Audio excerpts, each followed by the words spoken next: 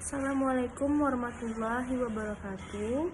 Hari ini kelompok kami akan menjelaskan mengenai waspada rekam jejak digital yang beranggotakan Devensi Anggola, Raihan Juliandri, Wita Febriani, Abdul Majid, Yulia, dan saya sendiri, Baby Vinda Nurzana.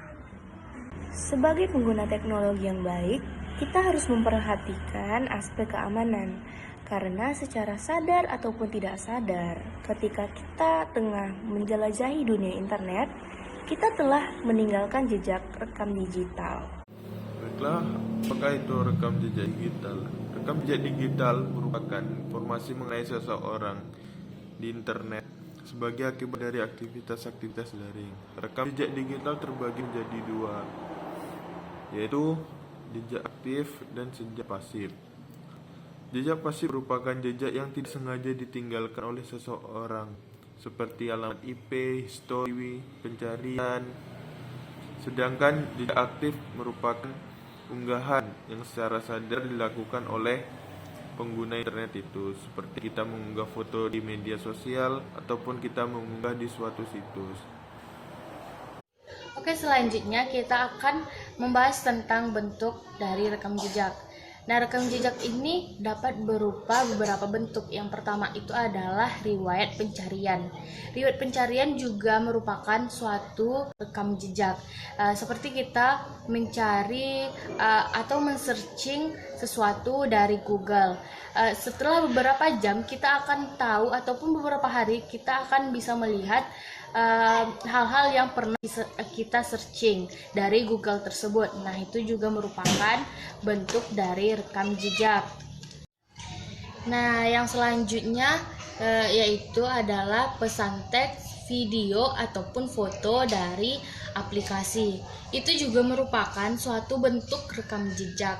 Seperti kita mempost foto-foto ataupun video-video dari suatu aplikasi. Nah, pesan-pesan yang kita kirimkan dari aplikasi tersebut juga merupakan bentuk rekam jejak. Nah, bentuk yang ketiga yaitu adalah tag video ataupun foto dari orang lain. Misalnya nih, orang men-tag kita di foto dia ataupun video dia. Nah, itu merupakan bentuk rekam jejak juga.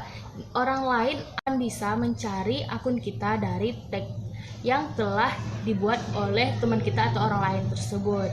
Nah, di situ kita dapat buktikan bahwa tag dari orang lain tersebut merupakan bentuk dari rekam jejak juga.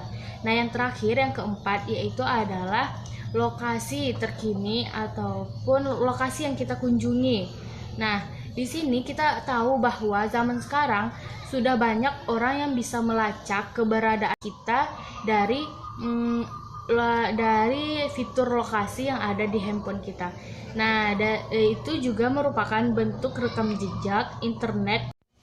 Seperti yang kita ketahui bahwa zaman sekarang sudah banyak fitur-fitur ataupun cara-cara yang dapat melacak keberadaan kita hanya menggunakan smartphone yang telah ada jika kita menghidupkan fitur lokasi di handphone kita. Nah, dari fitur tersebut kita bisa dilacak oleh orang lain. Nah, itu juga merupakan bentuk dari rekam jejak internet. Selanjutnya yaitu peringatan untuk kita dalam mewaspadai rekam jejak digital, yaitu dalam jejak digital tersebut terdapat informasi atau data pribadi kita sendiri yang mungkin nantinya sangat rawan disalahgunakan oleh pihak-pihak yang tidak sangat bertanggung jawab. Lalu data-data tersebut dapat berakibat ke berbagai aspek yang akhirnya berkaitan dengan hubungan pribadi ataupun ke ranah hukum. Selanjutnya saya akan menjelaskan tips dari menghindari potensi-potensi negatif rekam jejak digital.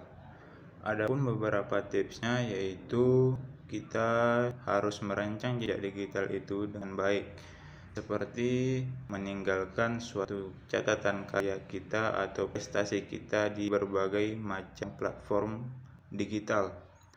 Lalu kita juga harus berhati-hati dalam melakukan aktivitas di dalam internet, karena kita juga harus mewaspadai apa dampaknya yang terlebih dahulu kepada pihak lain, karena bisa saja itu merugikan pihak tersebut dan juga akan berakibat ke dalam pelanggaran hukum.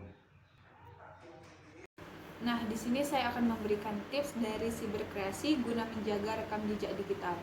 Yang pertama, kita cari tahu terlebih dahulu jejak digital yang kita miliki. Dan yang kedua, atur privasi di perangkat kita. Hal-hal yang tidak ingin dilihat oleh orang silahkan dibuat privasi. Yang ketiga, periksa cookies pada perangkat kita. Jika ada situs yang tidak dikenal, mengirimkan cookies segera diblok.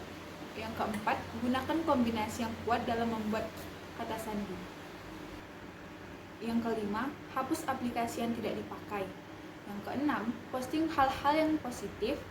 Sedangkan yang ketujuh, gunakan akun berbeda untuk berbagai keperluan, pekerjaan, pendidikan, dan berbelanja. Dan yang terakhir, selalu update status sistem operasi dan antivirus. Jadi kita sebagai pengguna internet harus hati-hati dalam mengupload data diri kita. Hal ini dilakukan untuk menjaga identitas diri kita dan untuk menghindarkan kita dari hal-hal negatif yang dapat ditimbulkan.